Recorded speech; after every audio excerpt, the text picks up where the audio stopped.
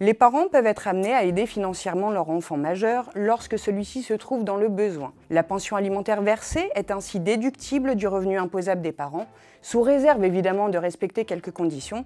Elle est en revanche imposable pour l'enfant qui la perçoit.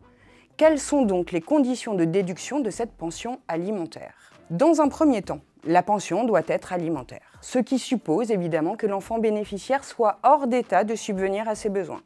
Cet état de besoin peut par exemple résulter de la poursuite de ses études, de son état d'infirmité, parce qu'il est au chômage ou encore à la recherche d'un premier emploi. De plus, le montant de la pension alimentaire doit être proportionnel aux besoins de celui qui en bénéficie et de la fortune de celui qui la verse. Enfin, la déduction ne sera possible que si la pension est versée au profit d'un enfant majeur qui n'est pas rattaché au foyer fiscal de ses parents.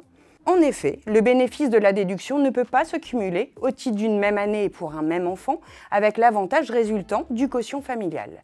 Le contribuable doit donc faire le choix entre le rattachement de son enfant majeur au foyer fiscal et la déduction d'une pension alimentaire. Ce choix peut être modifié d'une année à l'autre et d'un enfant à l'autre. Précisons pour finir que le montant de la pension déductible est plafonné en fonction de la situation de l'enfant majeur.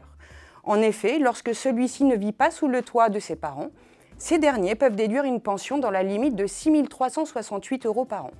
Attention, toutefois, pour en bénéficier, les parents doivent être en mesure de justifier de l'intégralité des dépenses déduites. En revanche, lorsqu'il vit sous le même toit que ses parents, il est possible dans ce cas de déduire et sans aucun justificatif une somme forfaitaire égale à 3 786 €.